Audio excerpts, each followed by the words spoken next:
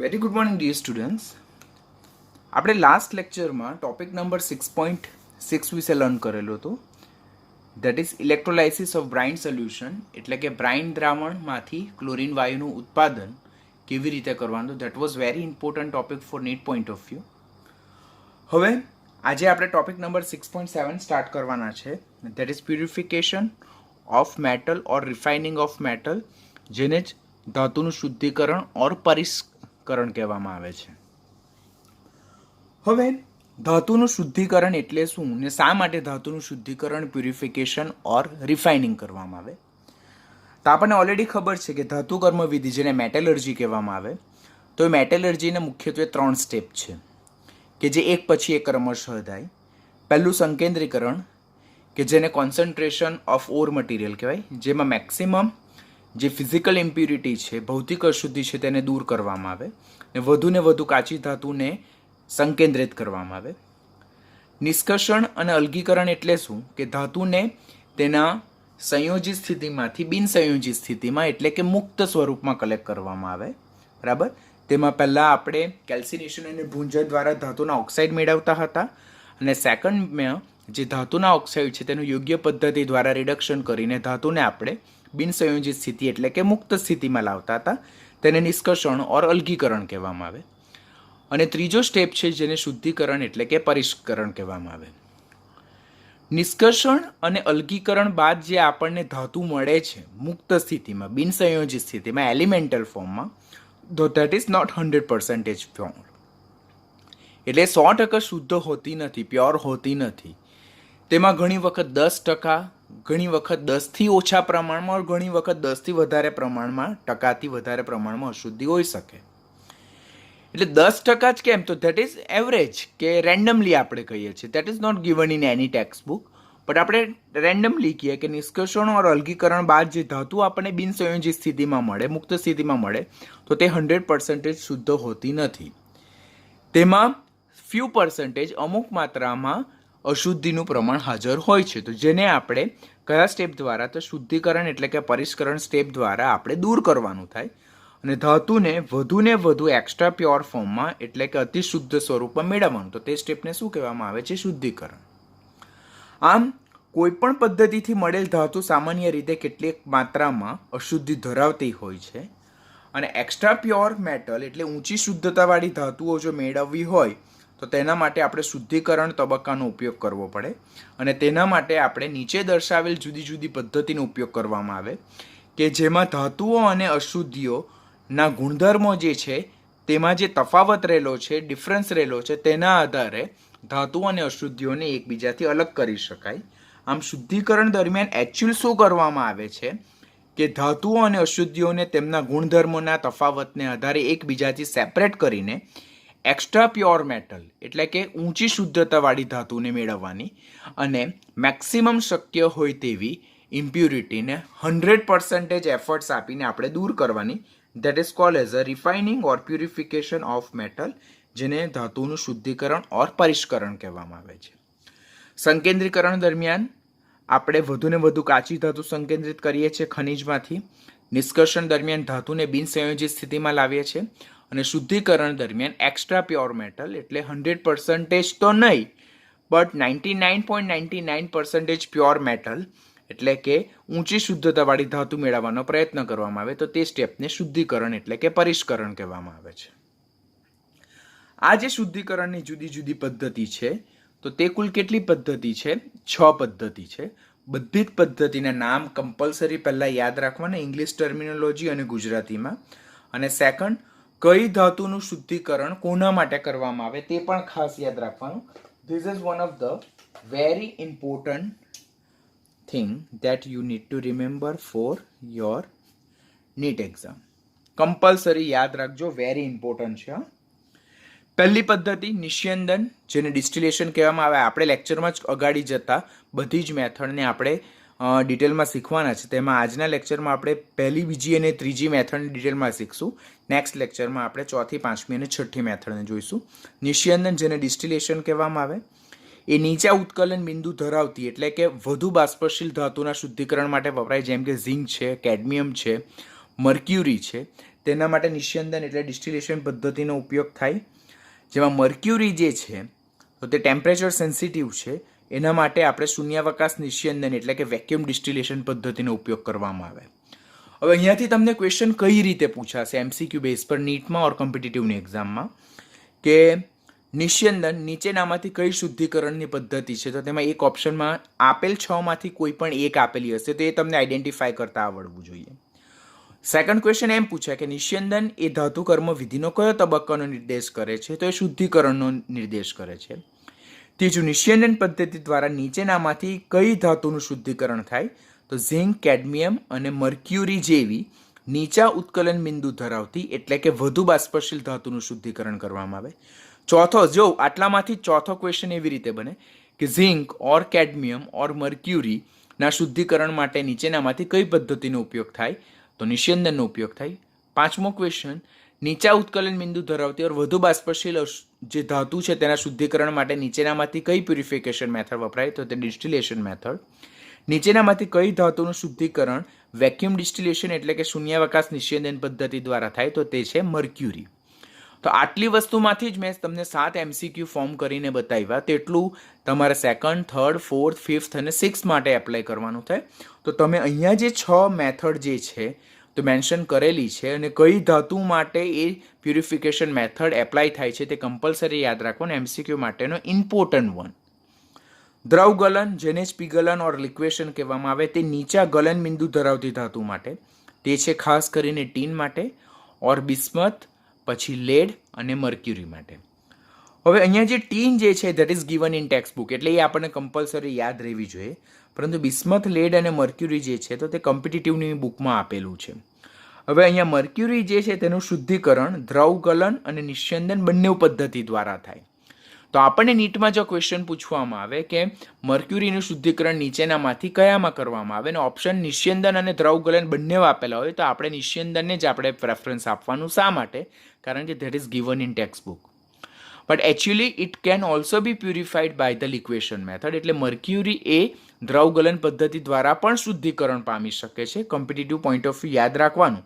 પણ જો આપણને નીટમાં બંને ઓપ્શન આપેલા હોય ને બેમાંથી એકને આપણે સિલેક્ટ કરવાનું હોય, તો કમ્પલસરી આપણે ડિસ્ટિલેશન મેથડને સિલેક્ટ કરવાની થાય.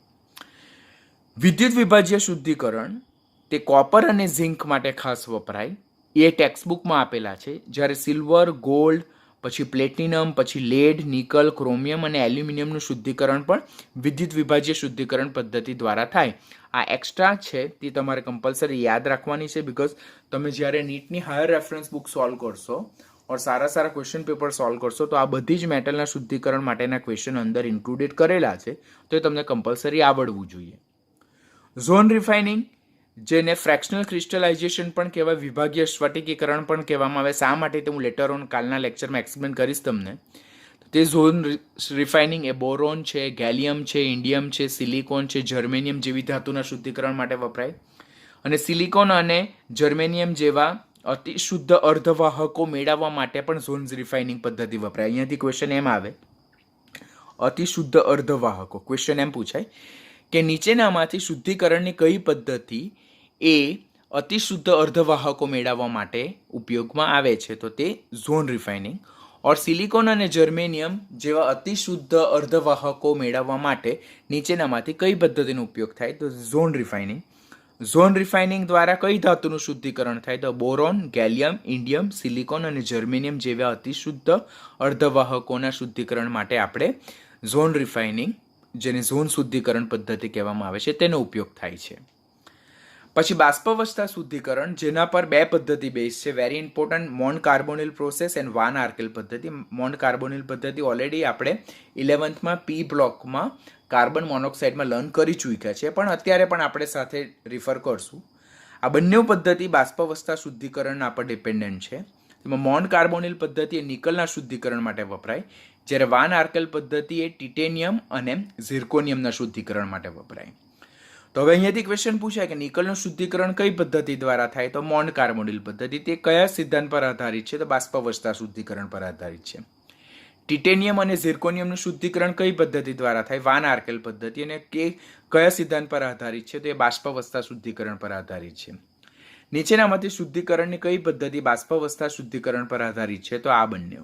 અને આ નિકલના શુદ્ધિકરણ માટે અને વાન આર્કેલ પદ્ધતિ ટિટેનિયમ અને ઝિર્કોનિયમના શુદ્ધિકરણ માટે વપરાય છે.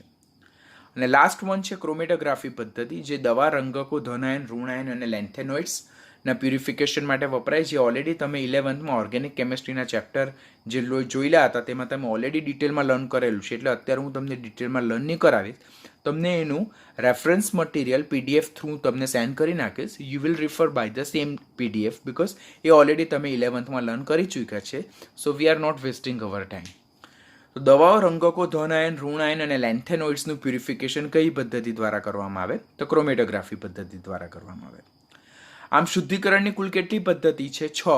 નિસ્યંદન, દ્રવગલન, વિદ્યુત વિભાજ્ય શુદ્ધિકરણ, ઝોન રિફાઇનિંગ, બાષ્પાવસ્થા શુદ્ધિકરણ, જેમાં મોન કાર્બોનિલ પદ્ધતિ, વાન આર્કેલ પદ્ધતિ અને ક્રોમેટોગ્રાફી પદ્ધતિ. અને કઈ પ્યુરિફિકેશન પદ્ધતિ કોના શુદ્ધિકરણ માટે વપરાય તે તમારે કમ્પલસરી યાદ રાખવાનું. That's very important. તો અહીંયા 6 મેથડ એક્સપ્લેન અહીંયા મેન્શન કરેલી છે ને કોના શુદ્ધિકરણ માટે વપરાય. That's a very important question for NEET point of view. Very important question. શુદ્ધિકરણની પહેલી પદ્ધતિ જેને આપણે નિસ્યંદન ઓર ડિસ્ટિલેશન કહેવામાં આવે છે. નિસ્યંદન અને ડિસ્ટિલેશન પણ તમે ઓલરેડી ઓર્ગેનિક કેમિસ્ટ્રીમાં પ્યુરિફિકેશન સ્ટેપમાં જોઈ ચૂકેલા છે કે એક રાઉન્ડ બોટમ ફ્લાસ્ક એટલે કે ગોળાકાર ચંબુ હોય, તેમાં જે ધાતુનું શુદ્ધિકરણ કરવાનું હોય તો તે અશુદ્ધ ધાતુનું દ્રાવણ લેવામાં આવે, તેનું નિસ્યંદન કરવામાં આવે. આ પદ્ધતિ કેવી ધાતુના શુદ્ધિકરણ માટે વપરાય? તો જે ધાતુના ઉત્કલન બિંદુ નીચા છે. ઉત્કલન બિંદુ નીચા છે એટલે જે ધાતુ વધુ બાષ્પશીલ છે, એટલે એવી ધાતુ જે ઓછા તાપમાને ઝડપથી બાષ્પમાં રૂપાંતર પામે ઓર ઓછા તાપમાને ઝડપથી એ ઉત્કલન પામે, બાષ્પશીલ થાય, મોર વોલેટાઇલ નેચર છે, એવી ધાતુના શુદ્ધિકરણ માટે ખાસ વપરાય. અને આપણે અત્યારે જોઈએ કે શુદ્ધિકરણ પદ્ધતિ જે છે તો તેમાં જે અશુદ્ધિ છે અને ધાતુ છે તેના બંનેના ગુણધર્મોને ધ્યાનમાં લેવામાં આવે. નિસ્યંદન અને ડિસ્ટિલેશનમાં જે અશુદ્ધિ છે અને ધાતુ છે તેમને તેમના ઉત્કલન બિંદુના તફાવતના આધારે અલગ કરવામાં આવે છે.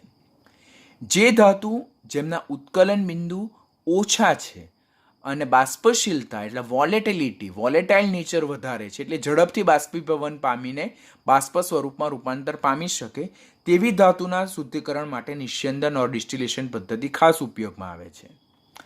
આમ નીચા ઉત્કલન બિંદુ ધરાવતી અને વધુ બાષ્પશીલ ધાતુઓ more volatile nature which are having a less boiling point temperature કે જે ઝડપથી બાષ્પમાં રૂપાંતર પામે તેવી ધાતુના શુદ્ધિકરણ માટે નિસ્યંદન ઓર ડિસ્ટિલેશન પદ્ધતિ ઉપયોગમાં આવે. તો ક્વેશ્ચન અહીંયાથી એમ પૂછાય કે નિસ્યંદન અને ડિસ્ટિલેશન પદ્ધતિમાં ધાતુનું શુદ્ધિકરણ કોના આધારે કરવામાં આવે? તો ઉત્કલન બિંદુમાં તફાવતને આધારે. ધાતુ અને અશુદ્ધિ તેમાં ઉત્કલન બિંદુનો તફાવત મોટો હોય એટલે ધાતુ ઝડપથી બાષ્પમાં રૂપાંતર પામે, એટલે ઉત્કલન બિંદુ ઓછા એટલે કે બાષ્પશીલતા વધારે, અને અશુદ્ધિના ઉત્કલન બિંદુ વધારે, બાષ્પશીલતા ઓછી ઓર લેસ વોલેટાઇલ હોય તો તેમને તેમની બાષ્પશીલતા એટલે કે ઉત્કલન બિંદુના તફાવતને આધારે એકબીજાથી અલગ કરી શકાય. જેવું આપણે ડિસ્ટિલેશન સ્ટાર્ટ કરશું, નિસ્યંદન સ્ટાર્ટ કરશું, તો તેવી આપણી જે ધાતુ જે છે જેનું શુદ્ધિકરણ કરવાનું છે તેના ઉત્કલન બિંદુ નીચા છે એટલે એમને બાષ્પશીલતા વધારે છે, એટલે એ ઝડપથી બાષ્પમાં રૂપાંતર પામશે. જ્યારે અશુદ્ધિ જે છે કે જેની બાષ્પશીલતા ઓછી છે અને ઉત્કલન બિંદુ ઊંચા છે તો તે તાપમાને એ દ્રાવણ સ્વરૂપમાં રહેશે. ત્યારબાદ જે ધાતુની બાષ્પ બને છે, શુદ્ધ ધાતુની બાષ્પ છે, તેને યોગ્ય શીતકમાં જેને કન્ડેન્સનર કહેવામાં આવે તો તેમાં ઠંડી પાડવામાં આવે અને નિસ્યંદિત એટલે કે ડિસ્ટિલેટ એટલે કે કન્ડેન્સેટને ભેગું કરવામાં આવે. તો આ રીતે આપણે ધાતુને મેળવી શકીએ છીએ. જ્યારે ઊંચા ઉત્કલન બિંદુ ધરાવતી અબાષ્પશીલ ઓર ઓછી બાષ્પશીલ અશુદ્ધિઓ જે છે તે પાત્રમાં દ્રાવણમાં રહી જાય દ્રાવણ સ્વરૂપે અને તે બાષ્પીભવન વગરની અંદર પાત્રમાં બાકી રહી જાય છે એઝ અ રેસિડ્યુઅલ ફોર્મ. તો ક્વેશ્ચન અહીંયાથી બીજો એમ પૂછાય કે ડિસ્ટિલેશન દરમિયાન બનતી બાષ્પ કોની હોય છે? કોન્ટ્રાવર્શિયલ ક્વેશ્ચન, બહુ એકદમ ડેપ્થમાં ક્વેશ્ચન. તો ડિસ્ટિલેશન શુદ્ધિકરણ દરમિયાન બનતી બાષ્પ એ ધાતુની હોય છે બિકોઝ ધાતુ જેના ઉત્કલન બિંદુ નીચા છે, વોલેટિલિટી બાષ્પશીલતા વધારે છે અને જે આપણે નિસ્યંદન કરીએ છીએ તે દરમિયાન દ્રાવણમાં એટલે રાઉન્ડ બોટમ ફ્લાસ્કમાં જે ગોળાકાર ચંબુમાં છે તે પાછળ શું રહી જાય તો ઊંચા ઉત્કલન બિંદુ ધરાવતી અબાષ્પશીલ ઓર ઓછી બાષ્પશીલ અશુદ્ધિઓ પાત્રમાં રહી જશે.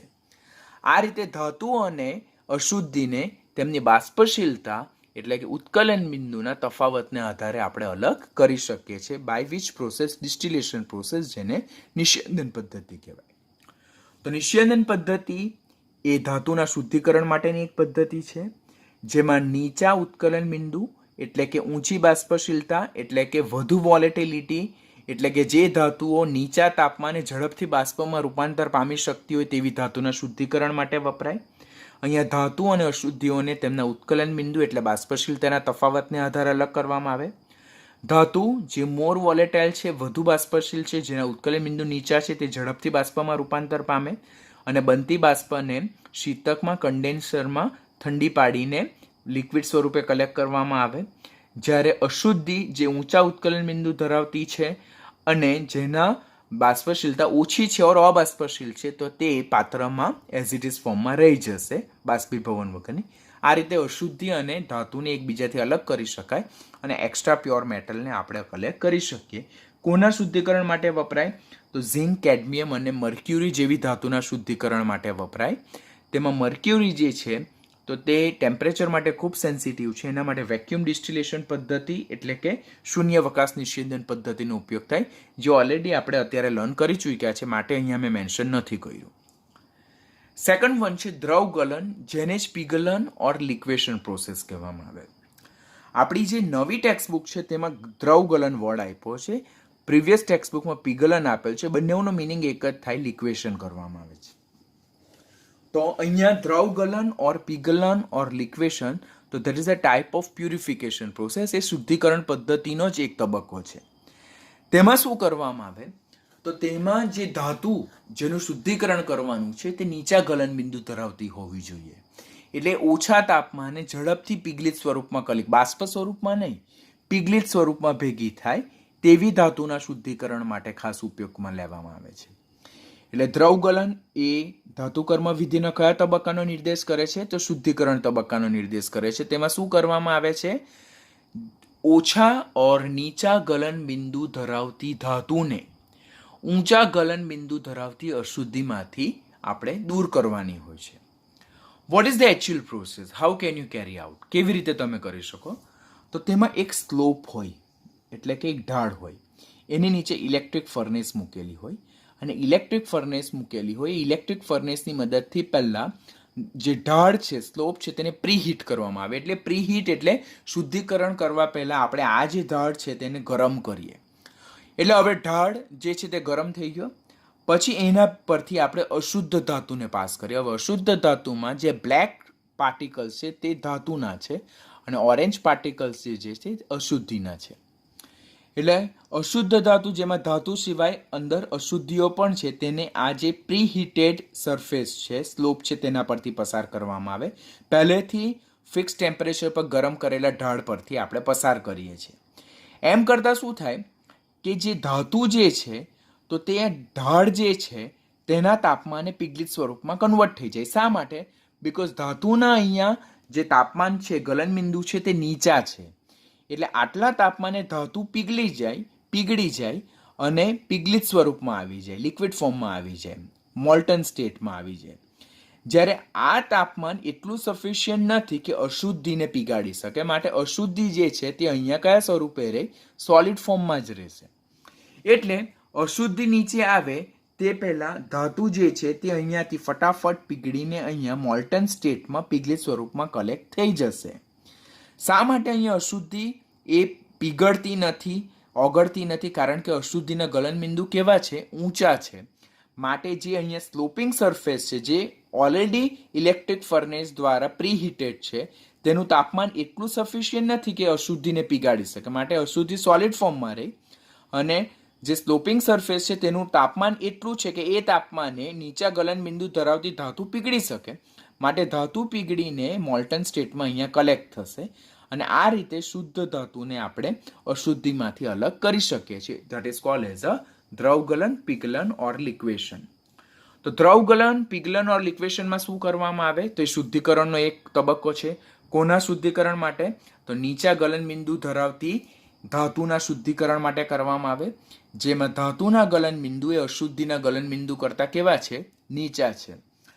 તો નીચા ગલન બિંદુ ધરાવતી ધાતુને ઊંચા ગલન બિંદુ ધરાવતી અશુદ્ધિમાંથી દૂર કરવા માટે દ્રવ ગલન પદ્ધતિનો ઉપયોગ થાય, જેમાં અશુદ્ધ ધાતુને ગરમ ઢાળવાળી સપાટી પરથી વેડાવવામાં આવે છે, એટલે પાસ કરવામાં આવે છે. હવે આ સ્લોપિંગ સરફેસને કેવી રીતે હીટ કરવામાં આવે? તો એની નીચે આપણે ઇલેક્ટ્રિક ફર્નેસ મૂકેલા હોય, બરાબર, ને કોઇલ મૂકેલા હોય. એનાથી પહેલાં આપણે ધાતુ જે સ્લોપિંગ સરફેસ છે, ઢાળ છે, તેને પહેલાં આપણે પ્રીહીટ કરીએ, ગરમ કરીએ. પ્રીહીટ એટલે પહેલેથી ગરમ કરવું. પછી ઉપરથી આપણે અશુદ્ધ ધાતુને રેડીએ. આમ કરવાથી શું થાય કે જે સ્લોપિંગ સરફેસ છે તેના તાપમાને નીચા ગલન બિંદુ ધરાવતી ધાતુ પીગળી જાય છે, જ્યારે ઊંચા ગલન બિંદુ ધરાવતી ધાતુ એ સ્લોપિંગ સરફેસના તાપમાને એઝ ઇટ ઇઝ ફોર્મમાં પીગળતી નથી, મને એ એમને એમ એઝ ઇટ ઇઝ સોલિડ ફોર્મમાં બાકી રહી. આમ પીગળિત શુદ્ધ ધાતુ જે છે તે ઢાળવાળી સપાટી પરથી વહી જાય અને અહીંયા એક કન્ટેનરમાં કલેક્ટ થાય છે, અને પીગળ્યા વગરની અશુદ્ધિથી એ શું બને છે? સ્વતંત્ર, બિકોઝ એ આ જે સરફેસ છે તેને સ્ટક થાય. હવે ઘણી વખત એમ થાય કે સર આ સ્લોપિંગ સરફેસ પરથી તો અશુદ્ધિ અહીંયા નીચે પણ આવી શકે. યસ, નીચે આવી શકે, પરંતુ શુદ્ધ ધાતુ પીગલિત સ્વરૂપમાં છે, અશુદ્ધિ સોલિડ ફોર્મમાં છે. તેને પછી એપ્રોપ્રિએટ સીવ એટલે ચાળણી દ્વારા આપણે ફિલ્ટ્રેશન પ્રોસેસથી અલગ કરી શકીએ છીએ. એટલે આ રીતે નીચા ગલન બિંદુ ધરાવતી જે ટીન જેવી ધાતુ છે તેને આપણે દ્રવગલન એટલે કે પીગલન એટલે કે લિક્વેશન પ્રોસેસથી અલગ કરી શકીએ. નીટ માટે બીજી કઈ ધાતુઓ યાદ રાખવાની? બિસ્મથ, લેડ અને મર્ક્યુરી. તેના માટે પણ આપણે સેમ લિક્વેશન પ્રોસેસનો ઉપયોગ કરી શકીએ છીએ. થર્ડ પ્યુરિફિકેશન મેથડ છે ધેટ ઇઝ ઇલેક્ટ્રોલાઇટિક રિફાઇનિંગ, જેને વિદ્યુત વિભાજનીય શુદ્ધિકરણ કહેવામાં આવે. હવે subjective point of view this is important short note, ખાસ યાદ રાખજો. સબ્જેક્ટિવમાં તમને 2 માર્ક્સ માટે લખવા માટે આ જે ટોપિક છે તેના બેઝ પરથી ક્વેશ્ચન પૂછે. પહેલી 2 મેથડ છે તેના બેઝ પરથી કમ્પલસરી એમસીક્યુ આવશે. They will not asking you any kind of subjective question base upon method 1 and method 2 of purification. But electrolytic refining વિદ્યુત વિભાજ્ય શુદ્ધિકરણ જે છે તો તે સબ્જેક્ટિવ માટેનો ઇમ્પોર્ટન્ટ ક્વેશ્ચન 2 માર્ક્સ માટે, તો એ તમારે ખાસ કાળજી રાખવાની સબ્જેક્ટિવ પોઈન્ટ ઓફ. વિદ્યુત વિભાજ્ય શુદ્ધિકરણમાં શું કરવામાં આવે? તો વિદ્યુત વિભાજન કરવામાં આવે, ઇલેક્ટ્રોલાઇસિસ કરવામાં આવે. તો ઇલેક્ટ્રોલાઇસિસમાં કેટલી વસ્તુ હોય? એક એનોડ હોય કે જે બેટરીના ધન છેડા સાથે જોડાયેલો. ઇલેક્ટ્રોલાઇટિક સેલમાં વિદ્યુત વિભાજ્ય કોષમાં એક એનોડ જે બેટરીના ધન છેડા સાથે જોડાયેલો, એક કેથોડ જે બેટરીના ઋણ છેડા સાથે જોડાયેલો, અને અંદર આપણે ઇલેક્ટ્રોલાઇટિક સેલમાં વિદ્યુત વિભાજ્યનું દ્રાવણ લઈએ, તેમાં પીગલિત ધાતુ ઓર ધાતુનું જલીય દ્રાવણ લઈએ. એનોડ અને કેથોડને વિદ્યુત વિભાજ્યના દ્રાવણમાં ડીપ કરવામાં આવે, વિદ્યુત પ્રવાહ પસાર કરવામાં આવે, તો એનોડ પર ઓક્સિડેશન થાય, ધાતુ આયન છૂટા પડે, એ દ્રાવણમાં જાય, અને દ્રાવણમાં રહેલા જે વિદ્યુત વિભાજ્યના આયનો છે તે કેથોડ પર રિડક્શન પામે અને મુક્ત ધાતુ સ્વરૂપે જમા થાય. તો that is overall electrolytic process. તો વિદ્યુત વિભાજ્ય શુદ્ધિકરણ, તો પહેલાં તો it is a one kind of refining process. Second, કોના માટે ખાસ વપરાય? તો એ ઝિંક અને કોપર. આપણી ટેક્સ્ટબુકમાં ઝિંક અને કોપર માટે ખાસ વપરાય છે એવું કીધું છે. તો પહેલાં ઝિંક અને કોપરના શુદ્ધિકરણ માટે આ પદ્ધતિ વપરાય.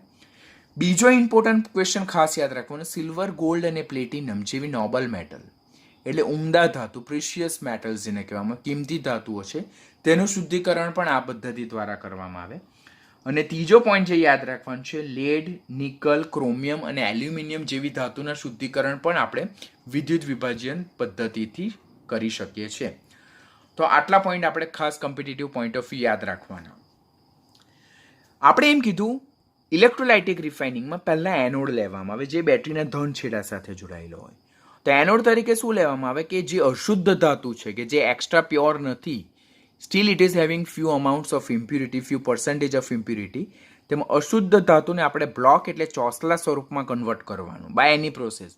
એટલે હું કે અશુદ્ધ ધાતુને પીગાળવાની ને એને ચોસલા એટલે કે ઠંડી પાડવાની ને એના મોટા મોટા બ્લોક બનાવી દેવાના ને ચોસલા સ્વરૂપમાં રૂપાંતર કરવાની ને તેનો એનોડ તરીકે ઉપયોગ કરવાનો હોય છે. આમ જે ધાતુનું શુદ્ધિકરણ કરવાનું હોય તે ધાતુના અશુદ્ધ સ્વરૂપને બ્લોક સ્વરૂપે, ચોસલા સ્વરૂપે લઈને એને એનોડ તરીકે સ્વીકારવામાં આવે છે. કયા સ્વરૂપને? અશુદ્ધ સ્વરૂપને આપણે એનોડ તરીકે લઈએ છીએ. પછી જે ધાતુનું શુદ્ધિકરણ કરવાનું હોય તે જ ધાતુની શુદ્ધ પટ્ટીને આપણે કયા તરીકે લઈએ છીએ? કેથોડ તરીકે લઈએ છીએ. જો ઇલેક્ટ્રોલાઇટિક રિફાઇનિંગમાં આ યાદ રાખજો, જે ધાતુનું શુદ્ધિકરણ કરવાનું છે તેના અશુદ્ધ સ્વરૂપને એનોડ તરીકે લેવાનું હોય, એના બ્લોકને એનોડ તરીકે લેવાનું હોય, અને તે જ જે ધાતુનું શુદ્ધિકરણ કરવાનું છે તે જ ધાતુની શુદ્ધ પટ્ટીને કેથોડ તરીકે લેવામાં આવે. તો તમને ક્વેશ્ચન એમ થાય કે સર હજુ તો આપણે ધાતુનું શુદ્ધિકરણ કર્યું નથી તો કેથોડ તરીકે કેવી? તો ભાઈ ઓલરેડી માર્કેટમાં અવેલેબલ હોય જ. તો જે ધાતુનું શુદ્ધિકરણ કરવાનું હોય તેનું માર્કેટમાંથી શુદ્ધ પટ્ટીને આપણે બોરો કરવાની, ખરીદવાની, અને તેને આપણે કેથોડ તરીકે લેવાનું. એટલે અશુદ્ધ ધાતુ એનોડ તરીકે વર્તે અને શુદ્ધ પટ્ટી કેથોડ તરીકે વર્તે. જે ધાતુનું શુદ્ધિકરણ કરવાનું હોય તેનું જ દ્રાવ્ય ક્ષાર ધરાવતા દ્રાવણને વિદ્યુત વિભાજ્ય કોષ એટલે ઇલેક્ટ્રોલાઇટિક સેલમાં મૂકવામાં આવે. એટલે હું વાત કરું કે આપણે જઈએ તો અશુદ્ધ ધાતુનો સળિયો તે અહીંયા એનોડ તરીકે વર્તે. જો કે જે બેટરીના ધન છેડા સાથે જોડાયેલો છે.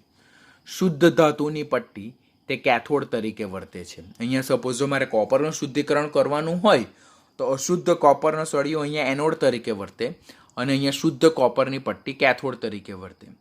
હવે જે ધાતુનું શુદ્ધિકરણ કરવાનું છે તેનું જ દ્રાવ્ય ક્ષાર અહીંયા અંદર ભરવાનું ઇલેક્ટ્રોલાઇટિક સોલ્યુશન તરીકે, વિદ્યુત વિભાજ્ય દ્રાવણ તરીકે. તો અહીંયા કોપરનું શુદ્ધિકરણ કરવા માંગુ તો અહીંયા કોપર સલ્ફેટનું સલ્ફ્યુરિક એસિડમાં બનાવેલું એસિડિક દ્રાવણ હું લઈશ. બરાબર? શા માટે એસિડિક દ્રાવણ? તો એસિડિક દ્રાવણમાંથી છૂટા પડતા આયનો જે છે તે વિદ્યુત વિભાજ્યમાં જે ઇલેક્ટ્રિક કરંટને પાસ કરવાની જે કન્ડક્ટન્સ જે એબિલિટી છે તેને વધારે છે. એટલે શુદ્ધ કોપરની પટ્ટી એ એનોડ તરીકે વર્તે, અશુદ્ધ કોપરનો સળિયો તે એનોડ તરીકે વર્તે, શુદ્ધ કોપરની પટ્ટી કેથોડ તરીકે વર્તે.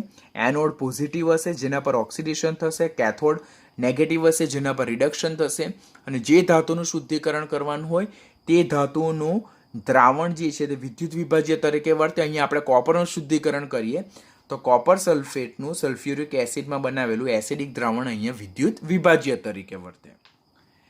જ્યારે વિદ્યુત પ્રવાહ પસાર કરીએ છીએ ત્યારે શું થાય? તો મેં અત્યારે જ તમને કીધું કે વિદ્યુત વિભાજ્ય દ્રાવણ જે છે તેમાં રહેલા જે ધાતુ આયનો જે છે તો તે શું થાય? તો તે કેથોડ પર શુદ્ધ ધાતુ સ્વરૂપે જમા થાય. એટલે મેં તમને અહીંયા કીધું કે અહીંયા કોપર સલ્ફેટનું દ્રાવણ છે. તો અહીંયા જે કોપર સલ્ફેટનું દ્રાવણ જે છે તો અહીંયાથી જે Cu+2 આયનો છૂટા પડે છે, આ Cu+2 આયન કોપર સલ્ફેટ તે ક્યાં જાય? કેથોડ પર જાય. એ રિડક્શન પામે અને શુદ્ધ ધાતુ સ્વરૂપે જમા થાય. અને સમાન માત્રામાં ધાતુ આયનો જે છે તે અશુદ્ધ એનોડ પરથી છૂટા પડીને વિદ્યુત વિભાજ્યના દ્રાવણમાં દાખલ થાય. એટલે આ અશુદ્ધ ધાતુનો સળિયો છે તેમાંથી જે Cu+2 આયનો જે છે તે દ્રાવણમાં જમા થશે. એટલે આ પ્રોસેસ દરમિયાન શું થાય છે? જો કે જ્યારે અશુદ્ધ ધાતુનો સળિયો એ આપણે એનોડ તરીકે લઈએ છીએ, શુદ્ધ ધાતુની પટ્ટી કેથોડ તરીકે લઈએ છીએ અને બંનેને આપણે કોપર સલ્ફેટના સલ્ફ્યુરિક એસિડમાં બનાવેલા દ્રાવણમાં આપણે ડીપ કરીએ છીએ.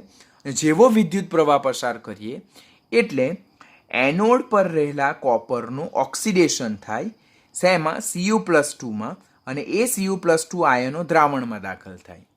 અને જેટલા આયનો Cu+2ના દ્રાવણમાં દાખલ થાય તેટલા જ દ્રાવણમાં જે કોપર સલ્ફેટમાં રહેલા Cu+2 આયનો જે છે તો તે કેથોડ પર જાય અને તે ત્યાં રિડક્શન પામે અને શુદ્ધ ધાતુ સ્વરૂપે જમા થાય છે. જો પ્રોસેસ શું થાય? એનો વિદ્યુત પ્રવાહ પસાર થાય એટલે જેવું તમે ઇલેક્ટ્રોલાઇટિક પ્રોસેસ સ્ટાર્ટ કરશો તો એનોડ પર ઓક્સિડેશન થાય. ઓક્સિડેશન થાય એટલે આયનો છૂટા પડે, ઇલેક્ટ્રોન છૂટા પડે. Electron removal process, de-electronation process, oxidation થાય. એટલે એમાંથી કોપરમાંથી 2 ઇલેક્ટ્રોન છૂટા પડે, અશુદ્ધ કોપરમાંથી 2 ઇલેક્ટ્રોન છૂટા પડે અને Cu+2 આયનો ધાતુ આયનો છૂટા પડે તે દ્રાવણમાં જાય, હવામાં નહીં ચાલ્યા જાય. હવે અહીંયાથી 2 ઇલેક્ટ્રોન જે છૂટા પડે તે 2 ઇલેક્ટ્રોન અહીંયા આઉટર સર્કિટ દ્વારા ક્યાં આવે? કેથોડ પર આવે. અને દ્રાવણમાં જે કોપર સલ્ફેટનું દ્રાવણ લીધેલ છે તેમાં રહેલા જે ધાતુ આયનો જે છે તો તે અહીંયા 2 ઇલેક્ટ્રોન છૂટા પડે તો તેના તરફ એટ્રેક્ટ થાય અને એ Cu+2 આયનો કેથોડ પર છૂટા પડેલા 2 ઇલેક્ટ્રોનને એક્સેપ્ટ કરે અને એ Cu ધાતુ સ્વરૂપે કેથોડ પર જમા થાય. આમ એનોડ પર અશુદ્ધ કોપર ધાતુનું ઓક્સિડેશન થાય એટલે અશુદ્ધ ધાતુનું ઓક્સિડેશન થાય અને અશુદ્ધ ધાતુમાંથી ધાતુ આયનો છૂટા પડીને દ્રાવણમાં આયન સ્વરૂપે દાખલ થાય અને વિદ્યુત વિભાજ્યના દ્રાવણમાં રહેલા જે ધાતુ આયનો જે છે તે કેથોડ પર રહેલા ઇલેક્ટ્રોનને મેળવીને રિડક્શન પામીને શુદ્ધ ધાતુ સ્વરૂપે છૂટા પડતા જાય. આમ પ્રક્રિયાને અંતે એનોડનું વજન ઘટતું જાય અને કેથોડનું વજન વધતું જાય, બીકોઝ એનોડ ખવાતા જાય અને કેથોડ પર મુક્ત ધાતુ એ શુદ્ધ સ્વરૂપે જમા થતી જાય છે. આમ જ્યારે વિદ્યુત પ્રવાહ પસાર કરવામાં આવે ત્યારે વિદ્યુત વિભાજ્યમાં રહેલા ધાતુ આયનો કેથોડ પર શુદ્ધ ધાતુ સ્વરૂપે જમા થાય. જો આયરા વિદ્યુત વિભાજ્યમાં રહેલા આયનો કેથોડ પર શુદ્ધ ધાતુ સ્વરૂપે જમા થાય અને સમાન માત્રામાં ધાતુ આયનો અશુદ્ધ એનોડ પરથી છૂટા પડીને વિદ્યુત વિભાજ્યના દ્રાવણમાં શું થાય છે? દાખલ થાય છે. આમ એનોડ પર ઓક્સિડેશન થાય એટલે it's a de electronation process, electron removal process. તેમાં અશુદ્ધ ધાતુનું માંથી ધાતુ આયનો છૂટા પડીને દ્રાવણમાં જાય અને ઇલેક્ટ્રોન છૂટા પડે જે આઉટરનલ સર્કિટ દ્વારા કેથોડ પર જાય. આમ ઉદાહરણ આપણે અહીંયા કોપરનું લીધું તો અશુદ્ધ એનોડ કે જે કોપરનો સળિયો જે છે જે અશુદ્ધ એનોડ તરીકે વર્તે તેમાંથી 2 ઇલેક્ટ્રોન છૂટા પડે, Cu+2 આયનો બને અને એ Cu+2 આયનો એનોડમાંથી દ્રાવણમાં દાખલ થશે. આ ક્યાં જાય તો દ્રાવણમાં દાખલ થાય. જ્યારે કેથોડ પર કઈ પ્રોસેસ થાય? રિડક્શન પ્રોસેસ થાય, જેમાં વિદ્યુત વિભાજ્યના જે ધાતુ આયનો જે છે તો તે કેથોડ પર જે ઇલેક્ટ્રોન જે આવે છે એનોડમાંથી છૂટા પડેલા ઇલેક્ટ્રોન આવે છે તેને મેળવે અને એ શુદ્ધ ધાતુ સ્વરૂપે કેથોડ પર જમા થાય. શુદ્ધ ધાતુ સ્વરૂપે કેથોડ પર જમા થાય.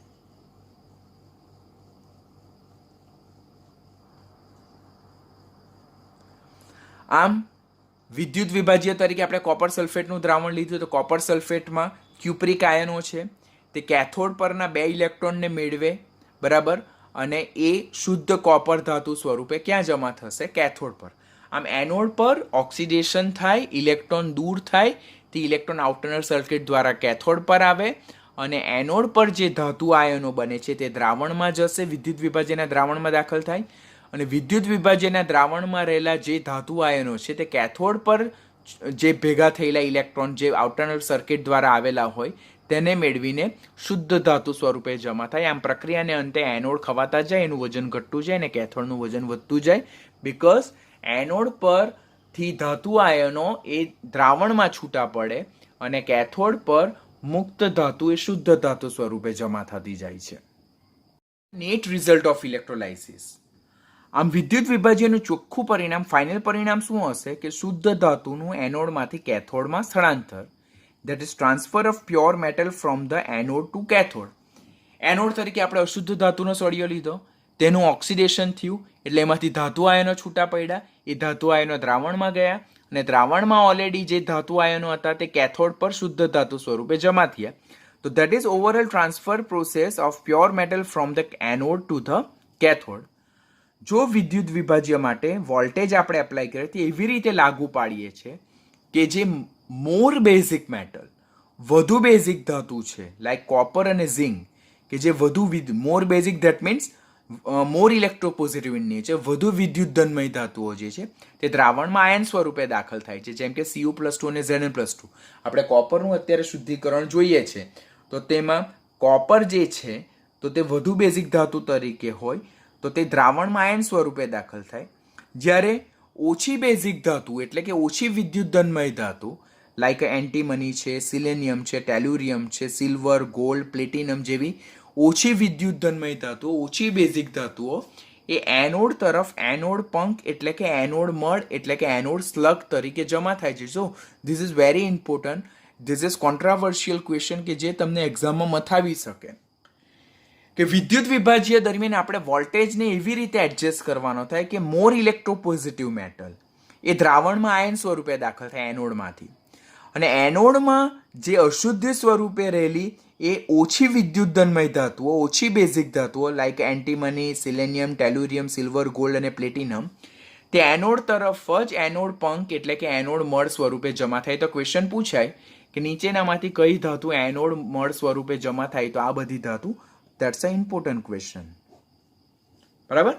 તો મોર ઇલેક્ટ્રોપોઝિટિવ મેટલ, મોર બેઝિક મેટલ તે દ્રાવણમાં આયન સ્વરૂપે દાખલ થાય, અને ઓછી બેઝિક ધાતુ, ઓછી ઇલેક્ટ્રોપોઝિટિવ મેટલ જે છે તો તેનું ઓક્સિડેશન ન થવાને કારણે, એ વોલ્ટેજ જ આપણે એવી રીતે સપ્લાય કરીએ છીએ, એનું ઓક્સિડેશન ન થવાને કારણે તે એનોડ પર એનોડ પંક એટલે કે એનોડ સ્લગ એટલે કે કાદવ તરીકે જમા થાય છે. તો તે એનોડ પંકમાં કઈ ધાતુ હોય તે ખાસ યાદ રાખવાનું. તેમાં સિલ્વર, ગોલ્ડ ને પ્લેટિનમના બેઝ પર ખાસ ક્વેશ્ચન પૂછાય છે.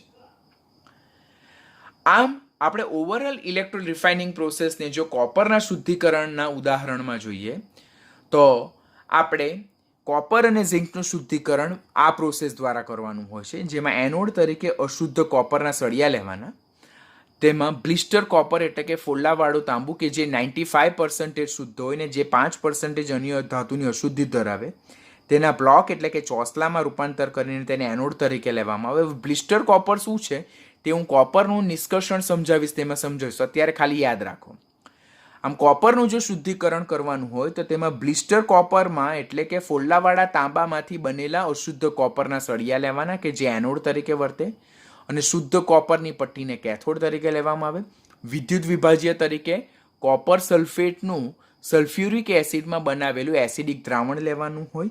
બ્લિસ્ટર કોપર શું છે તો એ 95% શુદ્ધ કોપર છે, જેમાં 5% અન્ય ધાતુની અશુદ્ધિઓ હોય જે ફોલ્લાવાળા તાંબા તરીકે પણ ઓળખાય. એ કેવી રીતે બને તે હું કોપરના નિષ્કર્ષણમાં તમને શીખવીશ.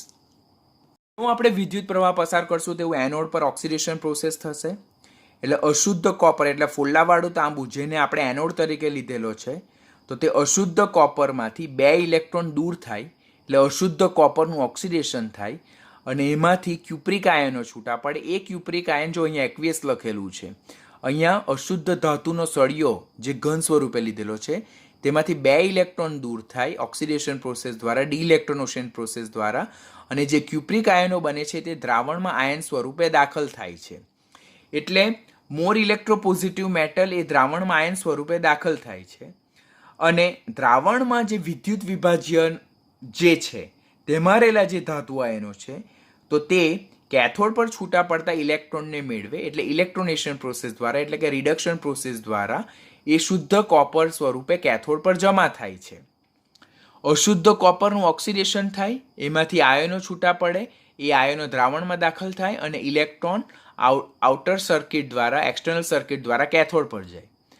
અને વિદ્યુત વિભાજ્યના દ્રાવણમાં રહેલા જે ધાતુ આયનો છે તે કેથોડ પર આવેલા ઇલેક્ટ્રોનને મેળવીને રિડક્શન પામીને ઇલેક્ટ્રોનેશન પ્રોસેસ દ્વારા શુદ્ધ કોપર સ્વરૂપે કેથોડ પર જમા થાય.